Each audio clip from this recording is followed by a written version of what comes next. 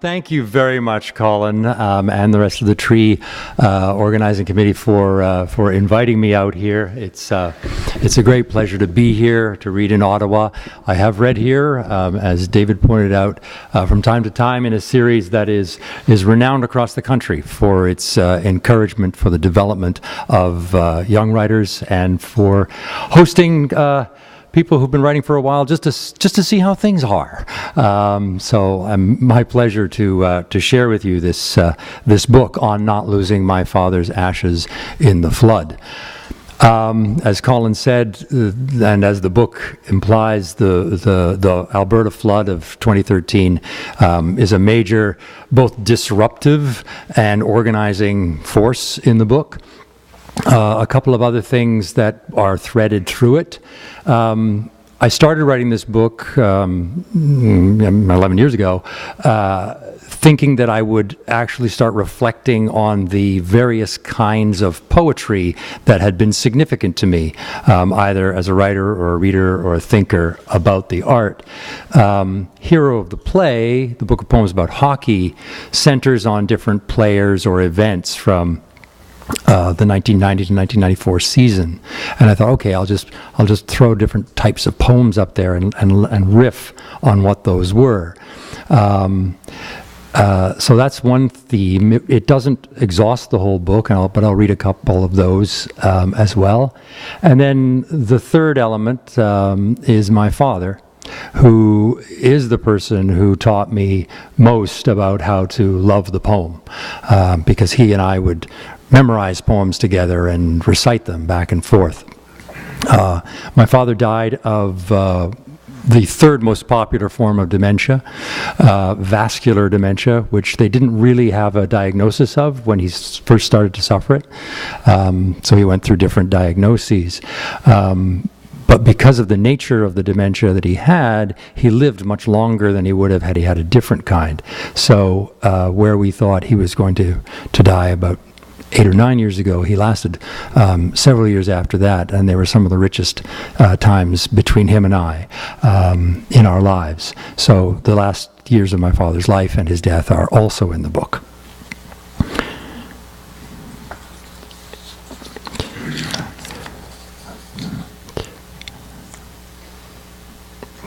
On not losing my father's ashes in the flood. We couldn't find my father's ashes during the flood of 2013 and thought they had been swept away. Or maybe one of the volunteers, there only to do good, saw the jar that held them covered with silt and threw it out, as it went with so many things people cared for in the buried treasure of their homes. Family photographs, manual typewriters, diplomas under glass. After the river left our house, 2 of my wife's friends took apart our piano, which was waterlogged and could not be saved. And the piano, being demolished, made a concert from the jugular grief of crowed wood, the broken memory of glue, and the squeal of screws no longer holding fast. It ended with the crash of the great harp onto a crib of concrete, a zoo in panic, every note the piano knew climaxed at once, every animal howling as the river rose in their cages. At the news of my father's ashes lost to the water, my neighbors winced like something wild had eaten a pet they'd all fed from their hands. But a friend from Poland thought it was hilarious, and so did I. We both come from a long line of cannon fodder. Dad would have laughed too. I'd kept his ashes because nothing I'd thought to do with them was right. He used to say, if you wait, things will solve themselves. The trick is knowing when to wait. I was reading Robert Hass's elegy for his younger brother, with Robert's mind caught up imagining a funeral in which his brother's body was burned on a boat in the river. So first the fire, and then the air, and then finally the river took the body, as if downstream was another word for heaven. we found the jar. In a box of books and a remote-controlled car taken to the kitchen when everyone grabbed everything above the waterline. It had never been touched by the river. And now it sits on a shelf in my living room, my father's ashes not taken by the flood, that I will not give to the air until I have learned all that he has to teach me with the last bit of the earth that was him.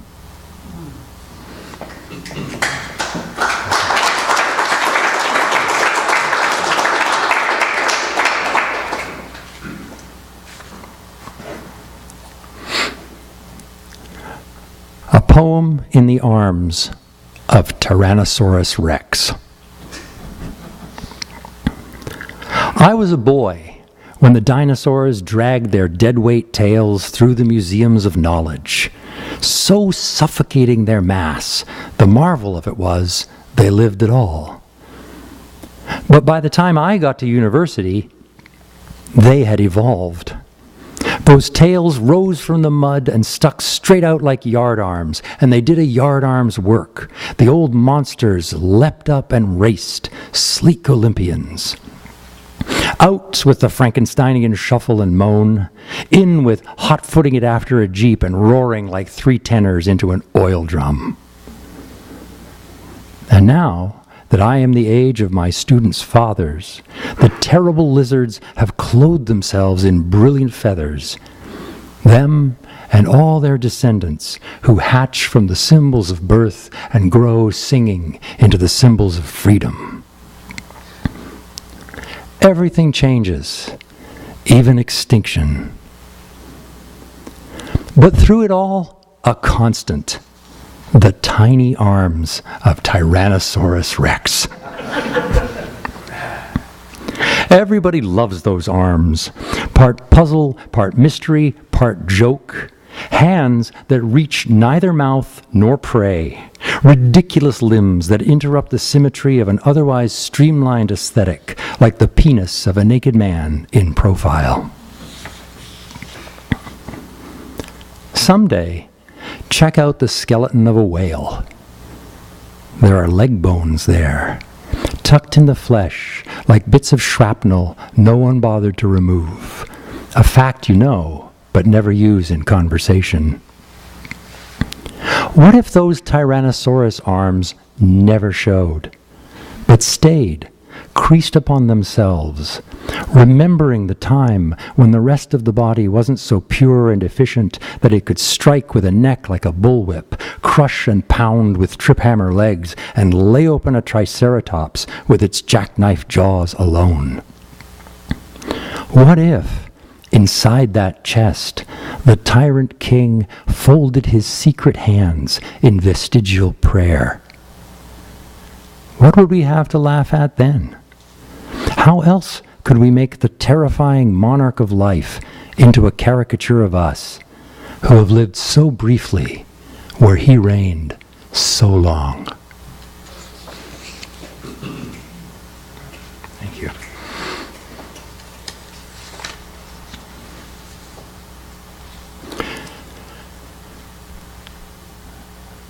One of the things I studied along the way was philosophy at Trent University, where some of my friends in the audience shared. We did time together at Trent. And this is a poem about a little bit about that and a little bit about my son. Descartes, or light crawler. When no one is measuring time, and my young son greets the morning curled up under his green comforter like a monarch in its chrysalis, his mind is fluid and slow and changing into something other than it was in his dreams. At times like this, I can lie beside him in the big bed where he is learning sleep, and read in the page of sunlight he allows to be slipped into his room sideways through the window. It's a slow time for dust in the air like gulls above parkland, particles of dust catching the light or caught by it, then gone.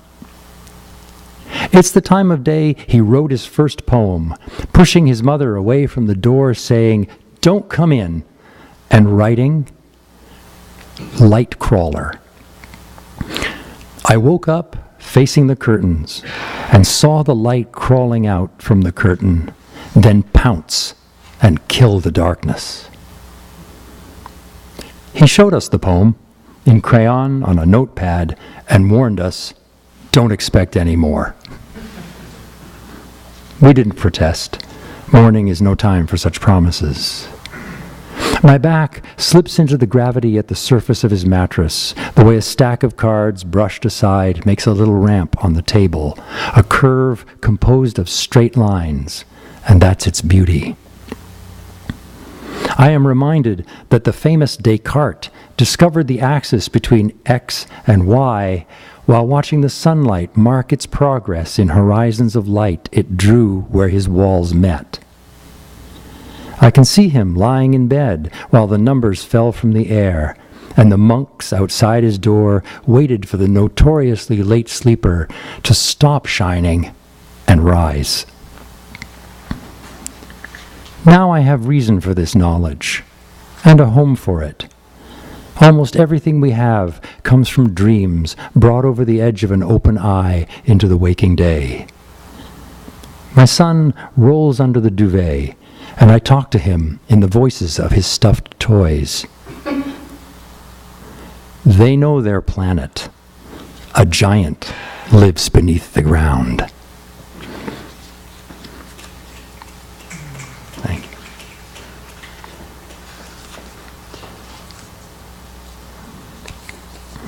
This is a poem about, it's a poem about my dad. It's called Superman. So, all that graphic novel knowledge. Superman. There came a time when my father did not know when his stomach was full, and finishing a meal was the same to his brain as closing his eyes on the table. What an image this is.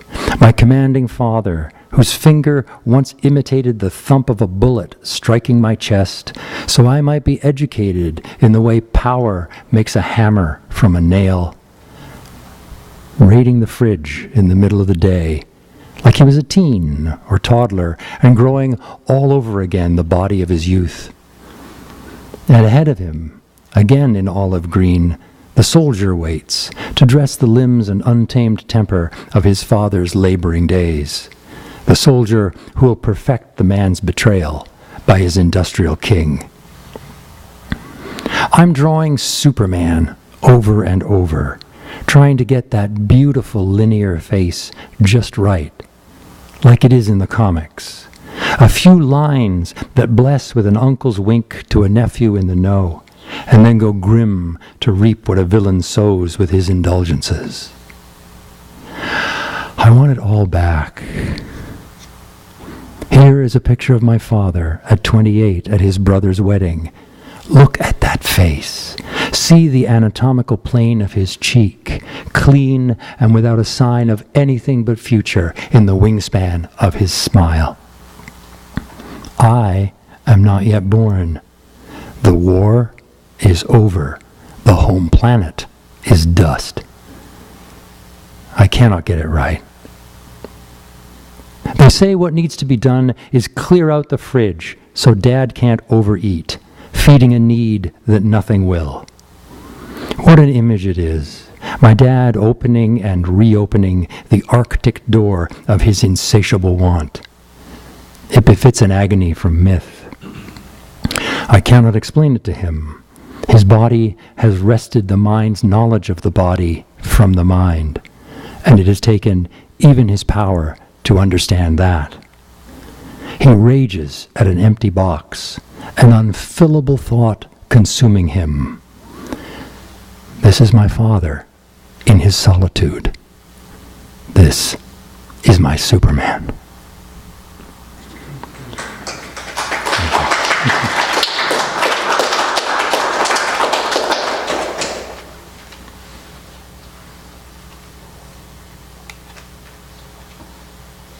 Thank you. You should hear my father talk. Spoken word. Look, here's a mini tape I found the other day at the back of a desk drawer. It says, Dad, Yorkshire, on the front. This is how it sounds. Earol, seol, say now. Eol, drinkol, pay now. And if ever thee do out for now, allus do it for thee sen. For the full effect, read that out loud in your best British voice. It won't be any clearer, but feel the pleasure of making your tongue thick with the accent the way you hear it.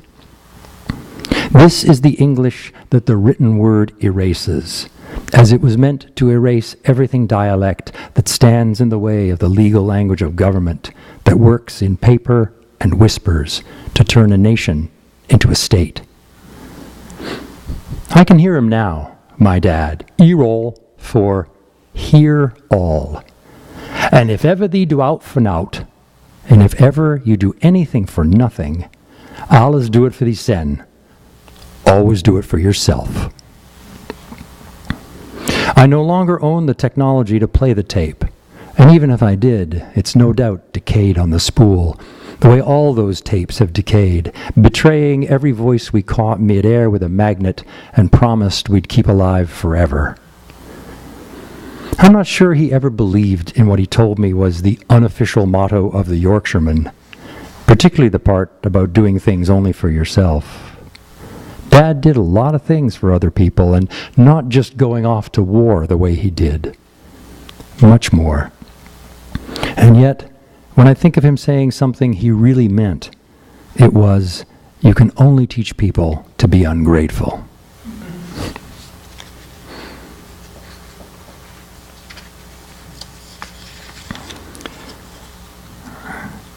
So as I said, Dad and I used to recite poems back and forth. You know how you play the quote game? You watch a show, watch a movie, somebody says, say my name, Heisenberg.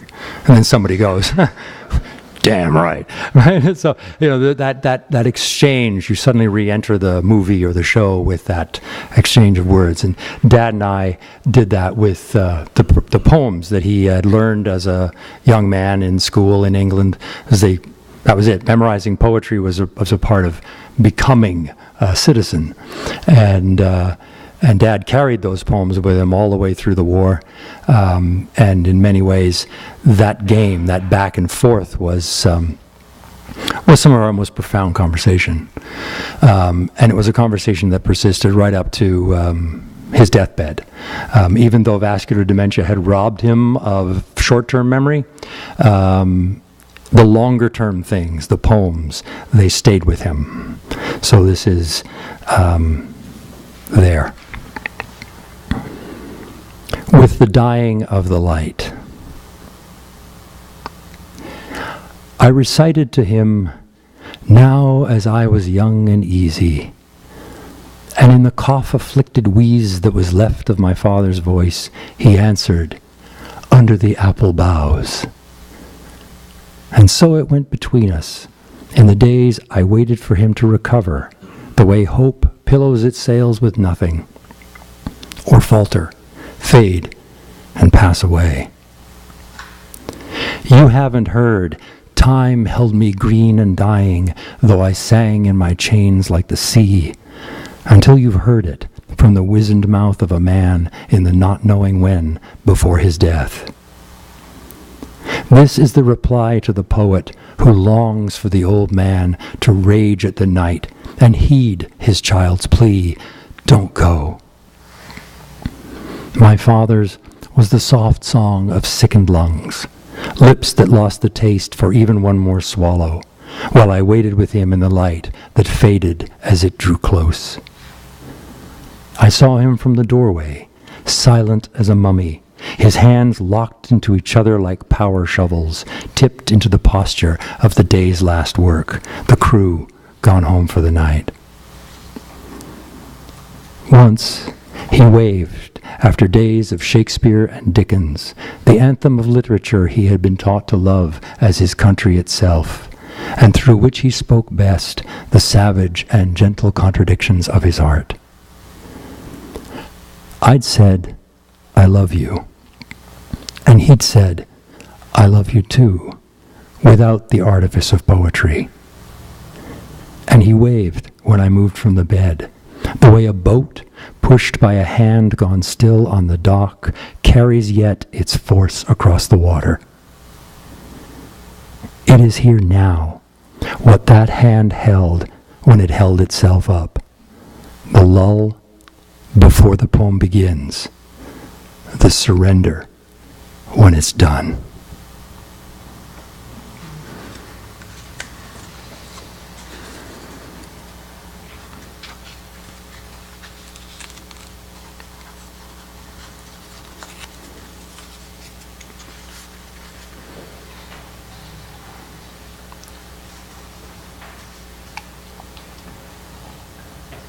Thank you. I'm going to read two more poems. This one is called A Home on Al-Mutanabbi Street. And I think you have a chapter of the Al-Mutanabbi Street starts here, worldwide movement in Ottawa, because I know there's been some readings here about it. Al-Mutanabbi Street was the bookseller's street in Baghdad. And almost 6 years ago now, it was blown up by a car bomb. It was one of the few places that Shia and Sunni, Kurd, and could come because they were all book lovers. They exchanged books. And there was a printing press there where they actually published books. And of course, that was where they parked the car bomb itself. And a group of us, a worldwide group now, has a series of broadsides, artist-made books. There's an anthology out to commemorate this moment and keep, answering death. The only thing you can answer death with is more words.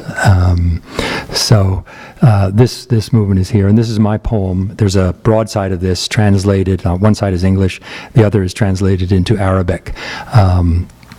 And this display has gone around the world. So it's been in Cairo and Baghdad and Moscow and Washington, D.C. So we are not letting it go. We are not letting it go. A Home on Al-Mutanabbi Street. I am a word. I am a word in Arabic, in English, and in Farsi. I am a word in Kurdish and German and Hebrew and French. I am a word in the mouths of prophets and hawkers. I will get you tea. I will bring you joy and to tears. I am a word in a book. I lie open to the sun that reads me over the shoulder of someone looking to buy. I am the imagination of the enemy, come home to its enemy's understanding, because the leap from enemy to friend is as swift and sure as the journey from paper to eye. I am loved. I am reviled. I am feared. I am myself, and I am you. When the book opens, you can hear me sigh in pleasure at the touch of your mind. When the bombs go off, I am scattered from all that I have known, and the wind and ashes take me. You might think I disappear, but I do not. The fires die down. My place in the house, on the street, in the rebuilt cafe remains. I am memory and the stuff of memory. I survive the past because I am always the present. I survive death because I am the future. I survive hatred because I am love. Build me a home, and I will return and be heard. And when you see me filling the page again, you will know I never abandoned you.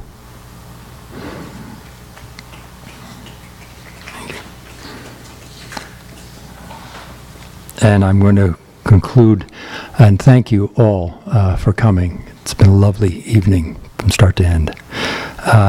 This is a poem called Haiku. It's a long poem.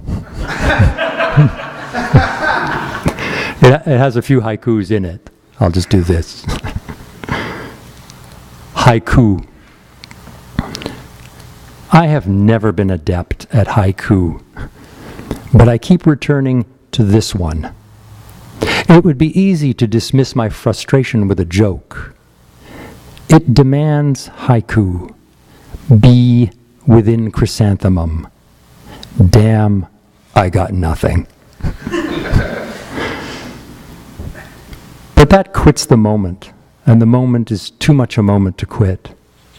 A honeybee dormant in a luxurious flower on a cold March morning, the sun barely touching the petals. My wife and I walking along just then. And there's the insect, vulnerable and asleep, where it chose to hide itself when the cold came on, and it knew there was no way back to the hive in time. And the flower, cradling the bee, the instrument of its own propagation in the shapes and scent it used to bring it there. The bee in the flower looks exotic, like a clownfish in an anemone. But there it is, by the sidewalk, in a neighbor's garden, in the ordinary light. Is that what haiku is? A bee noticed in a flower? Basho said yes, and my favorite haiku is still his. A bee staggers out of the peony. Maybe it's in the verb. Maybe I'm looking for a word that does for sleep what staggers does for walk. The bee snoozes, dozes, dreams. But if I am, then am I not just trying to be Basho? And what's the point of that? You learn and try, then you unlearn and do. It isn't about the flower or the bee. It isn't about haiku or the prose poem, a little story that goes nowhere, except, if you're lucky, to aha. It's about the one thing you notice, and then the why. Yes, a bee thumbed into a flower by the cold of a night still unburned away by the morning sun. A man walking with his wife, but not walking with her in his mind. Instead, looking away and down, taking things in with his eyes. Perhaps he is thinking. Perhaps he has just said something and he's waiting for her to say something back. She is holding his hand, but he has let go of the thought of holding hers, and something has got his attention. Something connected to what's happened before he saw it, in a way he could not speak of at the time. And now he's writing, connecting before and after through now. Experience is to a poem what a belly button is to a mammal. Bees sleep in flowers all the time. Dormant in a million darkened books, poems wait for someone to lift their caps. The man knows that everything he writes will eventually become patient like them, as if he never wrote what he writes now. At last the man sees the poem is the woman's hand resting in his own.